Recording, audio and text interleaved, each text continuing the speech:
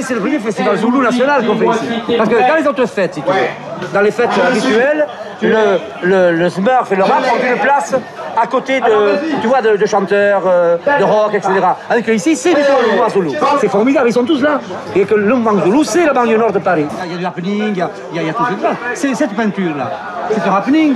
C'est le gars qui est en train de ça. Il s'appelle Eros. Salut Eros. Et ça existait là, mais toute personne ne se rendait compte. Il faut des trucs dans les métros, tu vois. Il faut un peu de rap dans les banlieues. C'est pas vrai, c'est un mouvement organisé. C'est un mouvement social. Et mon avis, c'est un mouvement politique aussi. C'est un mouvement social, c'est un mouvement artistique. Il n'y en a pas eu depuis 20 ans. Ça ressemble, c'est mai 68, tu vois, de cette façon, chez les jeunes. En fait, ce qui est important, c'est d'agir. Donc de faire un festival hip-hop à la fac, alors qu'aucune mairie n'allait le faire, aucune entreprise privée n'était encore constituée pour faire des concerts, des trucs, d'avoir Dynasty qui se crache devant un grave basalte, d'avoir des danseurs, des rappeurs qui sont devenus des rappeurs connus ensuite. Je veux dire, NTM, ça vous dit peut-être quelque chose. Quand c'est le début du hip-hop, les purs et durs du hip-hop, c'est à nous de faire, pourquoi l'autre se l'accapare? Tout le monde est venu de tous les côtés, quoi. C'était un bon délire, un très très bon délire. On était au centre du prisme. Et c'est moi qui ai organisé tout ça. Famille, vous êtes là? C'est le mec de Sarcelles. Je peux te dire bien sûr, car je suis Rico, je suis nommé la petite créature. Il y en a qui me filment maintenant. Je suis Rico et je suis terrifiant. Je ne sais pas où ça passe à la télévision. Mais c'est pas grave, j'ai pas l'air d'un con. Je suis facile, c'est clean. Et j'assassine. Dans le micro, vous tombez en déprime. Ok, d'accord, pas oublier. Rico, moi je le dis, je peux plus m'arrêter sur le diapo. Qu'est-ce que tu fais, mal ou pas? Oh, lui, t'as pas le droit. On fait la chute, délire, comme ça devant la caméra. Mais qu'est-ce qui s'est passé? Maintenant pour vous, je vais me mettre à délirer. C'est vrai. Sur le plateau, je vais me mettre à rapper. Position de maman, elle est en train de tourner. Après, c'est décalé, en train de tout rapper. En plus, c'est Rico, il vient de crier. Alors, criez, Seigneur. On a dansé, on a fait du rap, il y avait vraiment tout. Il y avait le graffiti qui s'exprimait, la danse, le rap. Il y avait pas mal de groupes aussi de rappeurs de Saint-Denis qui sont venus, qui sont exprimés dans ce festival. Moi, je pense qu'ils ont parlé de la fac de Saint-Denis au même titre qu'ils ont parlé de la MJC de Saint-Denis, quoi. C'est une des MJC où tout le monde venait à chaque fois plus qu'une autre. En fait, c'est ça, voilà, c'est MJC. C'est juste ça, quoi. Il y a pas de... C'est une MJC. Avec ou sans, le truc se serait fait de la même façon, quoi. C'était une annexe de la MJC pour nous. Donc tu vois que ces gens-là, ils avaient toujours une espèce de condescendance. Et genre, quand même, on vient aider les Mongoliens de cité, on vient aider les indigènes, quoi, tu vois.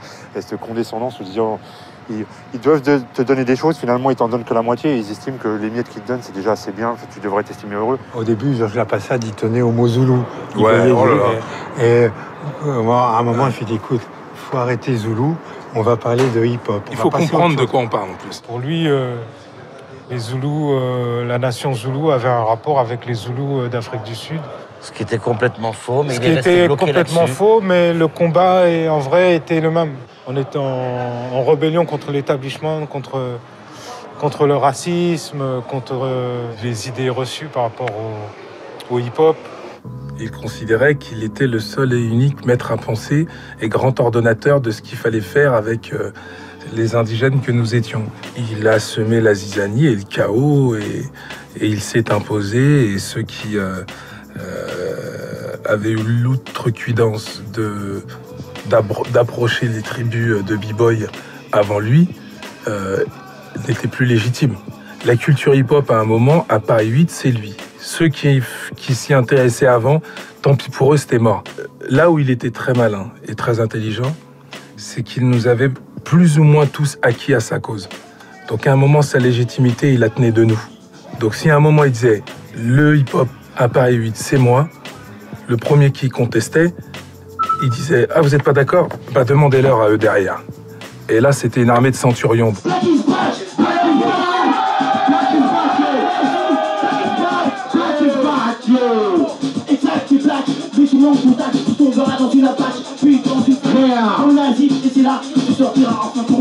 Alors, oh boy, mets les toys sur la 3 gammée, et c'est là que tu auras pigé, ok. Comme ça, dans ta vie, y'aura plus de tornade. T'auras du tiré dans la rue, t'auras du grade. Tu verras tout dans ça, pas combien de temps ça semble un crade. Habille-toi, t'auras ton velours, couleur grenade, tes femmes auront encore plus de respect. Il t'aura plus de prix qu'une Porsche ou qu'une moto infernale. T'auras mon gars, tu seras mieux que ça. J'espère que tu l'auras, le style de Staller et Moda. Et si tu nous sors ça en 2 ou 3 langues, on sera tous attirés par le style de ton gant.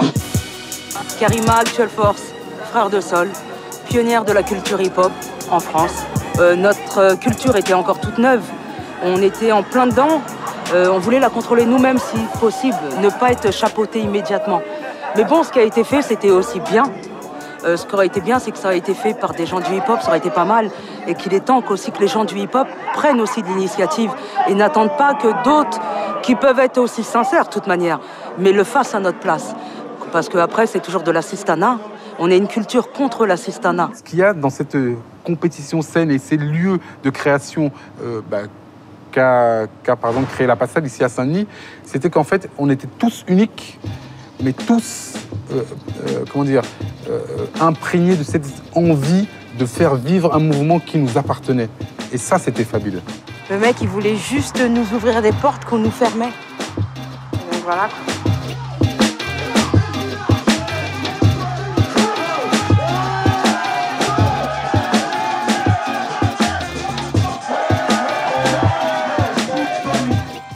C'est quoi 501, tu peux m'expliquer? 501, c'est pas 501, c'est 501. Habille-toi, t'auras ton velours, couleur grenade, tes femmes auront encore plus de respect. Je te dis, les photos, moi j'adore la musique. Qu'est-ce que tu dis? Genre, c'est un traître. Après, on a chassé le plan de l'endroit qui s'occupait, c'est-à-dire du carnaval de la Chapelle, c'est Stalingrad, et les gens sont partis. On dit que tout le temps on parle des Gaulois, quand on montre des photos de Gaulois blonds aux yeux bleus, tu te dis au bout d'un moment, moi je ressemble pas du tout à un Gaulois.